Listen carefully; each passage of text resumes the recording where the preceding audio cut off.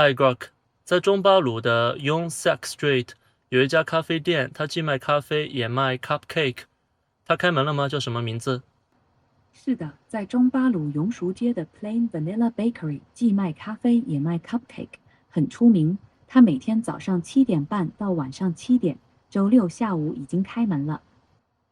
那你带我去那里吧。好的，我已经设定导航去 Plain Vanilla Tiong Bahru，跟着指示走吧。好，那我们出发。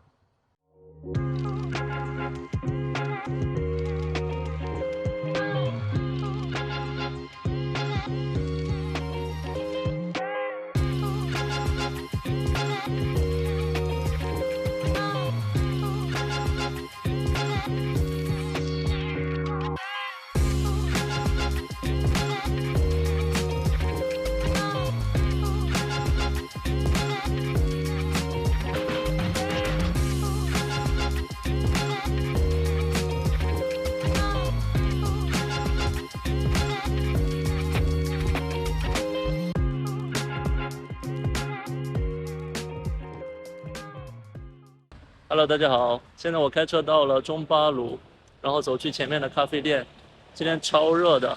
然后我是第一次用这个相机做边走边拍做 vlog， 看效果怎么样。收音也是相机自己收。到了就是这家小店，然后又回到了熟悉的街区，进去找个位置喝杯冰美式。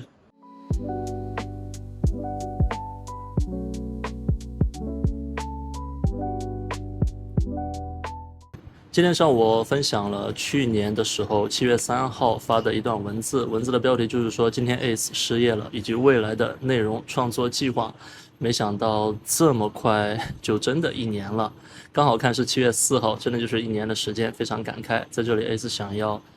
衷心的谢谢所有观看我视频、看我不同平台的文字等等内容创作的朋友们，特别是会员朋友们。没有会员朋友们，作为衣食父母，确实我也没办法进行全职创作。顺便说一下，我现在录音是用的这个 Luna 的屏幕，它是一个蓝牙连接的。因为我周围有人，所以呢，我就用屏幕来当做收音的麦克风，非常的实用，所以我会一直举着这个麦克风。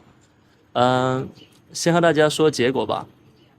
从去年7月到现在整整一年的时间，3个平台 YouTube 平台我去年一共赚了3万美金，然后 Patreon 平台是我主推的会员平台，我一共赚了15万美金。国内的哔哩哔哩 B 站一共是大约25万人民币，这是税后，因为当我 B 站套现的时候呢，他们是直接帮我交了个人所得税，所以呢就相当于 B 站一个月大约2万人民币左右吧，一年就是25万人民币。那么这样加总起来呢，我的全部过去一年的收入就是21万美金。哎，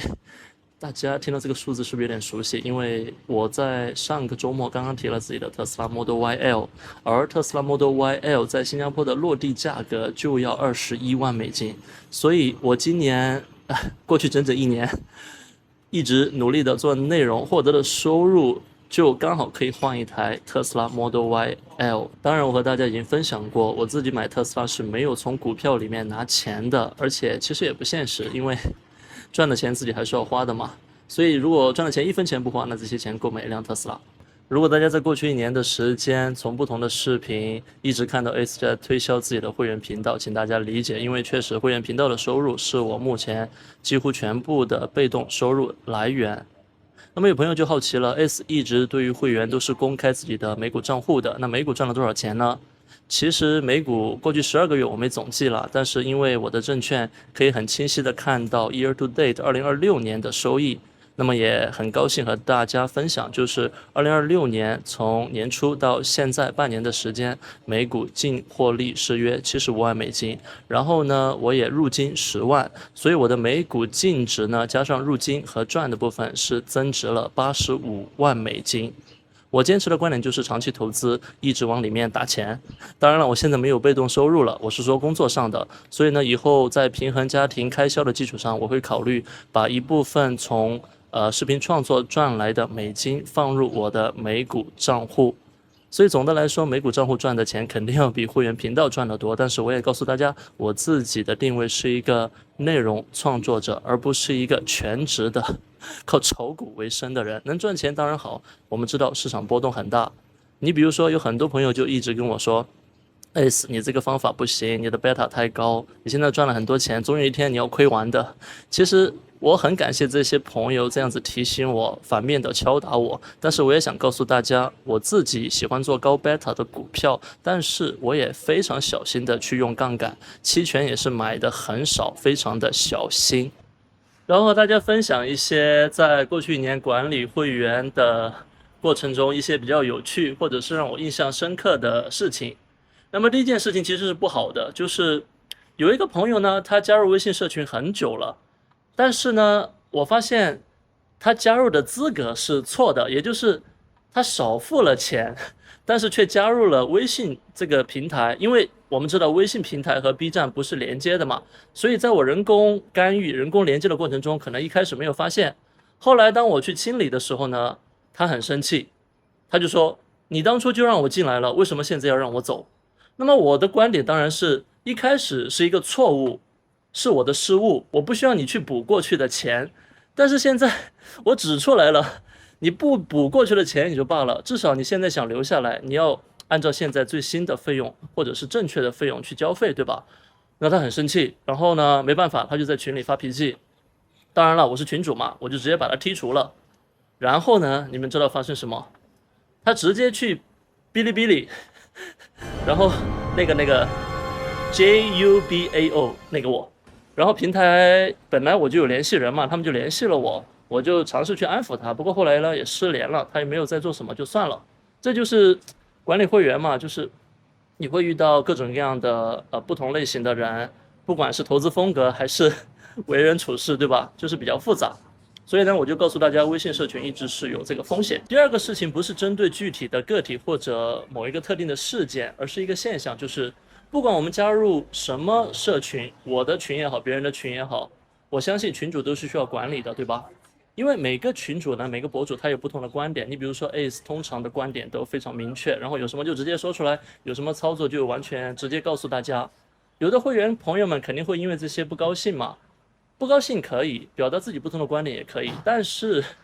有个别朋友呢就会言辞很激烈，或者是有不尊重、冒犯博主或者其他会员，甚至是骂脏话，这种都有。